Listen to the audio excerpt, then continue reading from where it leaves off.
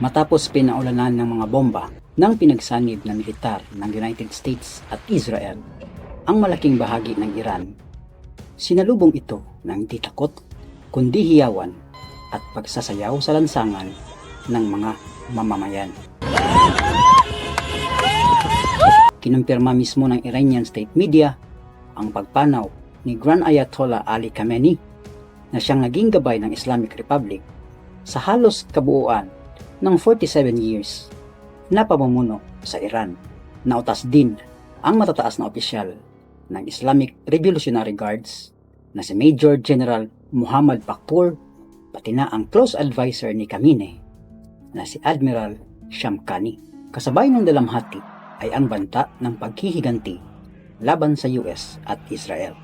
Paano umabot sa makasaysayang yugto ng Iran at ng Middle East ang isang mapangahas na desisyon na dati ay isang hinagap lamang ng mga nagdaang lider ng Amerika? Matatapos na ba ang digmaan sa pagkasawi ni Khamenei? Ano ang magiging implikasyon ng nagpapatuloy na digmaang ito sa Middle East at maging sa buong mundo? Yan ang ating pag-uusapan sa video na ito.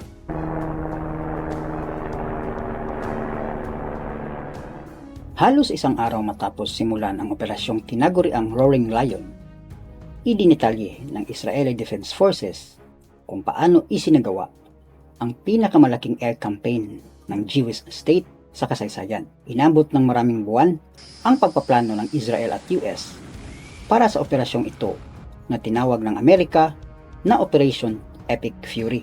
Sa paunang bigwas ng Israel na tinawag nitong Operation Genesis, mahigit 200 mga fighter jets ang lumipad at nagpakawala ng mga ballistic missiles. Ayon sa IDF, mahigit 900 na mga military targets ang tinamaan. Kabilang sa mga nasa pool ang mga missile launching sites tulad ng sa Tabriz at ang mga ammunition depot sa Zanjan sa Central Iran. Para sa US at Israel, ang unang bigwas ay di lamang upang pilayan ang mga depensa ng Islamic Republic. Ito ay upang lubusang tanggalan ng panangga ang liderato ng rehimeng Ayatollah para sa tuluyang pagpapabagsak nito. Sa tulong ng dalawang carrier strike group na nakapalibot sa Iran, walang kawala ang Islamic Republic. Mahigit 30 Tomahawk ballistic missiles mula sa mga destroyer ng US Task Force sa Persian Gulf at Kipot ng Hormuz ang bumayo sa mga mobile launchers ng pinagmamalaking Babar S-400 ballistic missiles ng Iran. Sumali rin sa strike ang mga fighter jets ng US na nagpakawala ng mga ballistic missiles. Maliban sa Tehran, pinaulanan ng mga missile at bomba ang industrial city ng Karaj at maging ang lalawigan ng Qom sa silangan, na siyang lugar kung saan ipinanganak ang founder ng Islamic Republic na si Ayatollah Ruhollah Khomeini. Nitong linggo, ipinalabas ng US Central Command ang isang video ng umano'y pag-atake sa mga target sa Iran.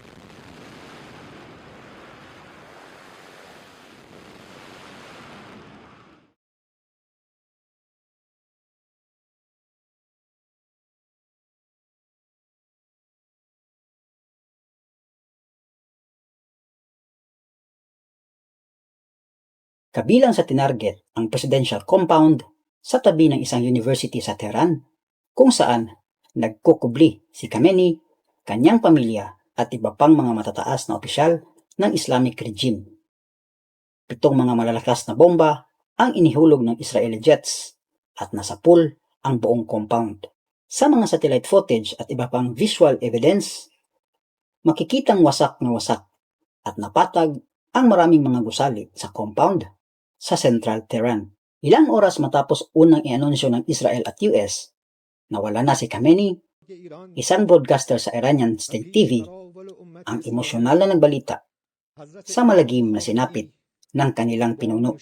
Maliban sa 86 years old na si Khamenei, nautas din sa airstrike ang kanyang anak na babae at asawa nito at maging ang kanyang mga apo. Di rin nakaligtas maging ang ilang mga pinuno ng Islamic Revolutionary Guard Corps. Maliban kay Major General Pakpur, nasawi din sila Minister of Defense Asif Nasiradsari at Military Bureau Chief Muhammad Shirazi. Sa operasyon laban sa mortal na kaaway ng Amerika, pinaghalong high-tech at mumurahing kagamitang militar ang ginamit. Nariyan ang maaasahan pero napakamahal na Tomahawk missiles na ang presyo ay di bababa sa $2 million kada piraso. Ginamit ang mga Tomahawk na tinira mula sa mga barko sa Arabian Sea upang durugin ang mga bunker at underground missile sites sa kabundukan ng Iran. Tomahawk missiles din ang ginamit ng mga US jets laban sa mga nuclear facility ng Iran sa Natanz at Isfahan. Pinakabagong sandata ng US ay ginamit ng US Central Command sa Operation Epic Fury. Ito ay ang mumurahing one-way suicide drone. Tinawag na LOCUST o Low Cost Unmanned Combat Attack System, ang mga drones na ito ay piniratang bersyon ng popular na Shahed 132 drones ng Iran. Sa pagkapugot ng liderato ng Islamic Republic, nahaharap sa sanggandaan ang Iran at ang buong Middle East. Wala pang nababalitang papalit kay Khamenei at magsisimula pa lamang ang 40 araw na pagluluksa para sa kanya. Marami sa mga Iranian, lalo na yung nasa Western diaspora, ay nagtutulak sa anak ng huling hari o Shah na pamunuan ang kanilang bansa sa oras na mapatalsik ang Ayatollah. Ayon sa mga eksperto, malaking porsyento ng mga Iranian citizens ang pabor na maging leader si Reza Pahlavi. Mula nang siya ay lumikas at nagpasilong sa US, naging boses ng anti-Ayatollah movement ang anak ng dating Shah na si Pahlavi. Tulad ng mga nagdaang operasyon ng Amerika at Israel laban sa Islamic regime, tahasan ang pag-uudyok ng suporta at pasalamat ni Pahlavi. Pero para kay Trump, may mga napipisil siya na magiging sunod na leader ng Iran. Sa kanyang panayam sa media, pakipot si Trump kung sino ang gusto niyang sunod na mamuno sa bagong Iran. Wala ring indikasyon na si Pahlavi ang napipisil ng US President. Pinangangambahan din na posibleng IRGC ang hahawak sa kapangyarihan ng Iran. Samantala, bagamat napugutan ng ulo ang Iranian regime, pinipilit ng Islamic Revolutionary Guards na tumayo at maglunsad ng kahit anong estilo ng resback.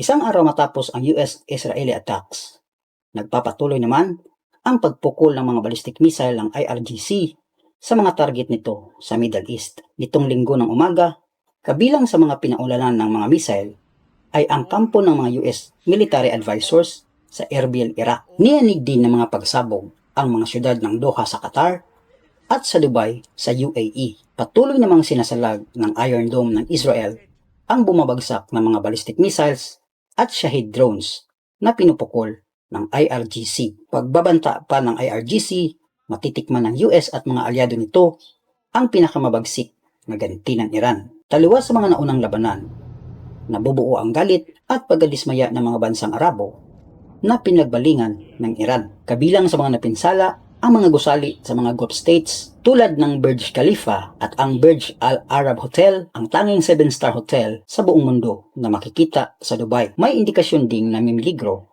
maging ang mahalagang lagusan ng Strait of Hormuz. Ang kipot na ito sa pagitan ng Timog Iran at ng Oman ay daanan ng supply ng langis mula sa Middle East. Sa report ng CNN, sinasabing 4 na mga VLCCs o Very Large Crude Carriers ang nag-U-turn upang umiwas sa lagusang ito dahil sa peligro ng nagpapatuloy na digmaan. Karga ng mga dambuhalang oil tanker na ito ay tinatayang 8 milyong bariles o 1.2 billion liters ng produktong petrolyo. Ayon pa sa Kepler tracking site, bumaba ng halos 25% ang dami ng mga dumadaang barko sa lagusan dahil sa kaguluhan. Nangangahulugan ito ng pagsirit ng presyo ng langis sa pandaigdigang pamilihan.